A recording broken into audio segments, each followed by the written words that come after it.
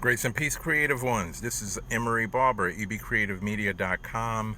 Just wanted to come by real quick to continue the discussion that I actually started not just today, but a couple of years ago, and that is what's in your hands, taking inventory of the resources that are speedily available to us and actually putting them to use.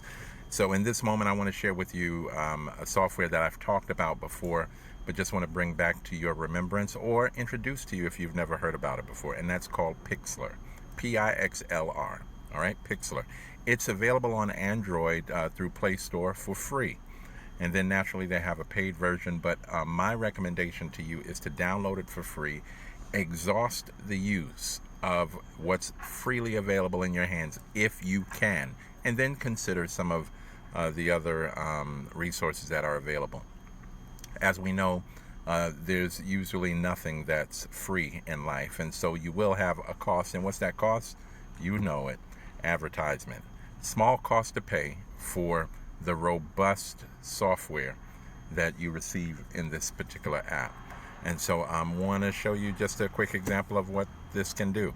I took a picture of a bouquet, a bush, as it were, flower bush. I'm not sure what type of flower it is, but when I saw the flower, or the bush, I should say, of flowers, I saw several different pictures, several different backgrounds, and so this is what I saw, and so I cropped it to that, and we're going to use Pixlr to do some more crops so that you can see what I can do.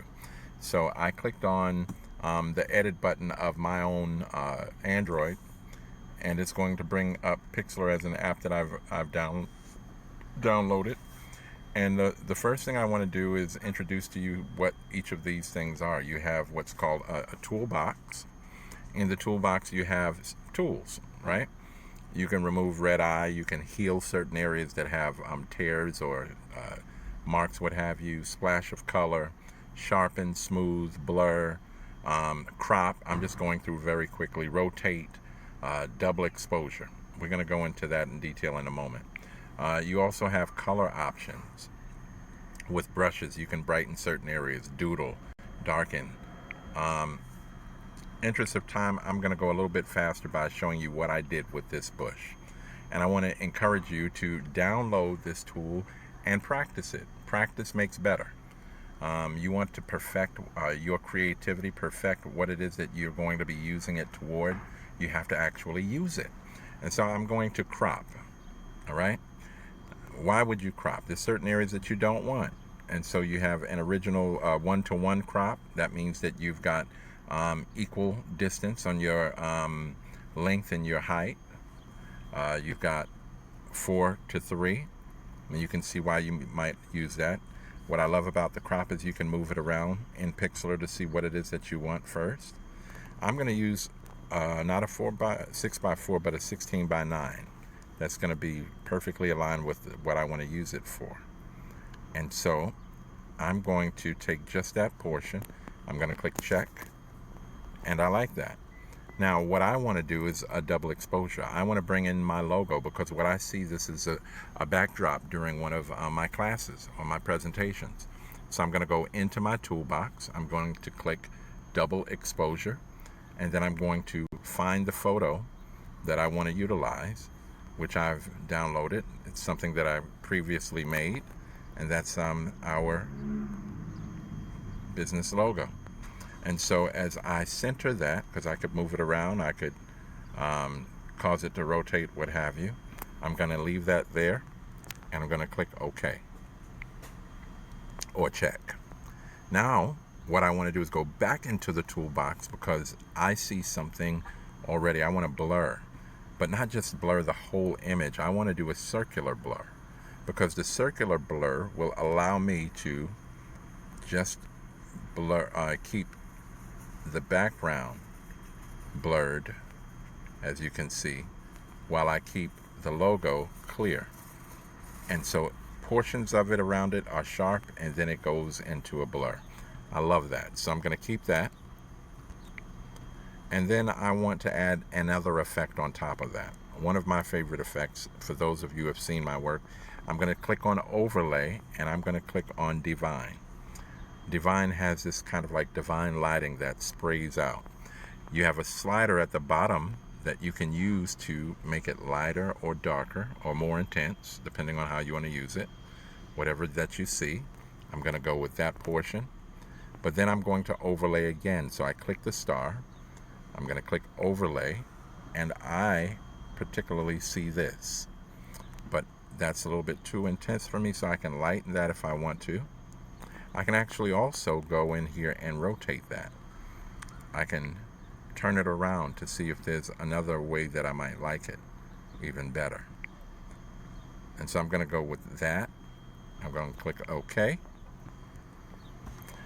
And pretty much I'm done, except the message that I want to give in this particular presentation, as you can guess, is be creative, right? So I'm going to utilize this particular font, and you've got several fonts that are already apart. These are my favorite fonts, but if you look at the bottom, you'll see there's categories of fonts, and you can itemize which of those you like more. So I'm going to go with B, right? I'm going to make it that size. Actually, I'm going to make it a little bit bigger. Now, I'm going to click the eyedrop tool, or I should say the drop tool, because I want to choose a color. So I'm going to click this eyedrop tool, and I'm going to move around the page until I find the color that I want. And I want something like a kind of magenta, a light magenta. I'm going to go with that.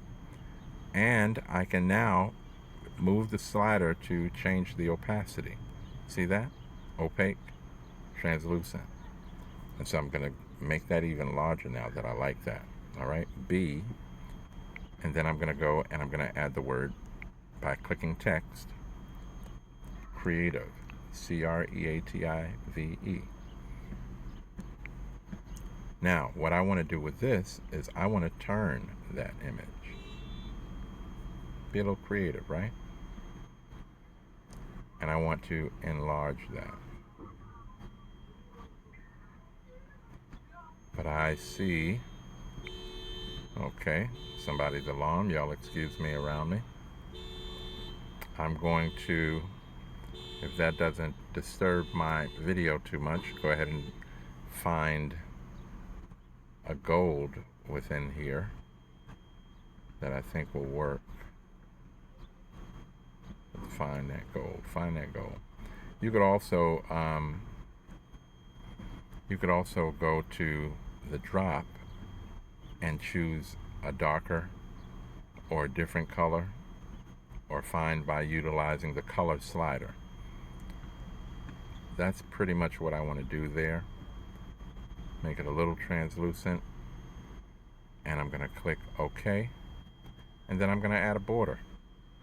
And the border that I tend to use is shadows.